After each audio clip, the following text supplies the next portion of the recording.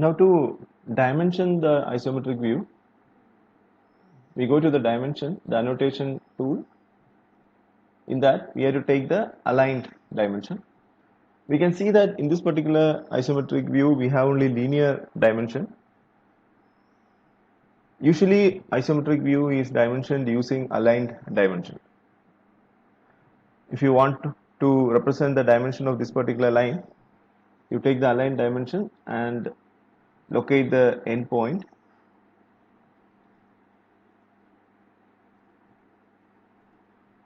Okay, we will increase the size of the dimension. For that, you go to the property of the dimension. We can increase the size of the arrow and the text height. For that, you go to text, increase the height. The orientation we need to change. For that,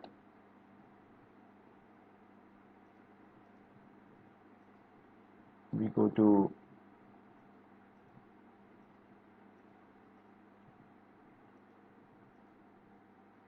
above,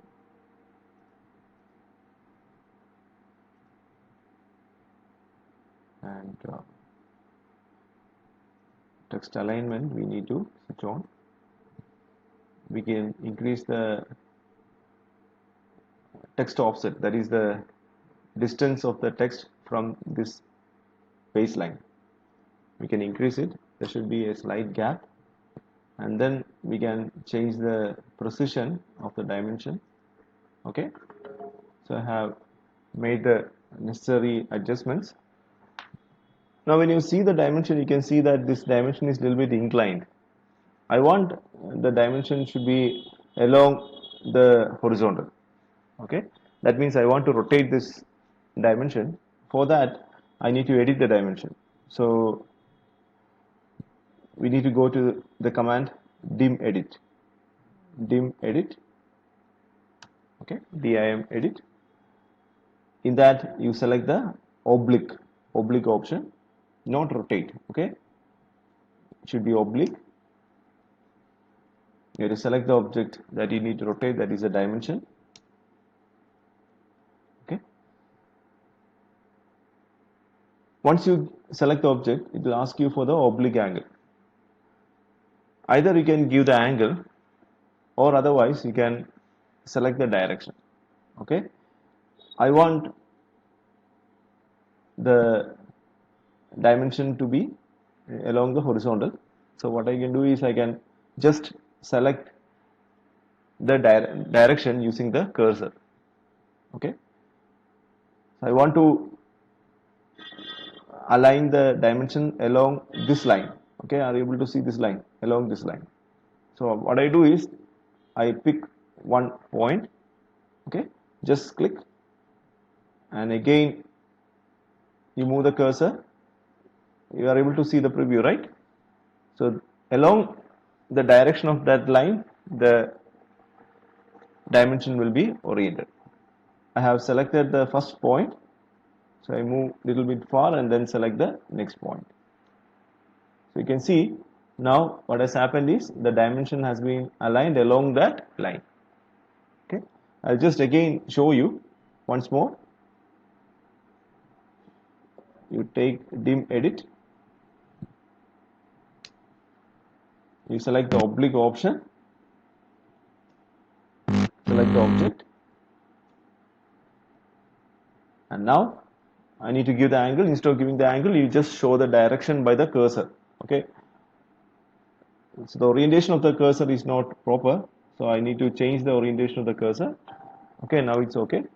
Now we need to show the direction by creating a preview line.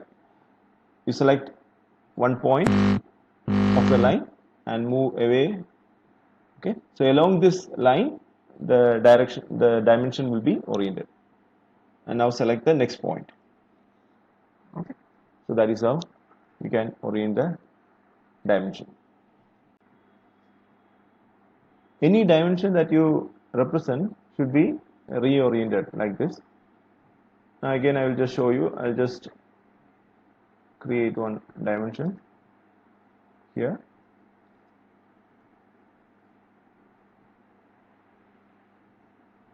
I match the property of the previous dimension.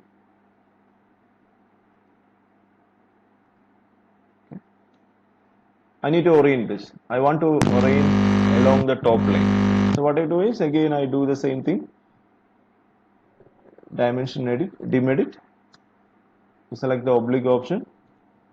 Select the dimension that I want to orient. And then instead of giving the angle, I give the direction. So you can see here the orientation of the plane has to be changed. Okay. And now we select the line. Okay. Somewhere you need not, it is not necessary that you need to go near and do it. You can do anywhere. Okay. Only thing is you need to show the direction. That is from this point, this direction. Okay. And one more thing, if we have noticed, I had matched the property of this dimension to this particular dimension. All the other properties had changed except the orientation, because the orientation will be specific to that particular plane. Okay. So the tutorial that is given to you, you please give the dimensions also. Okay. So if you can follow the layer convention, that will be much better.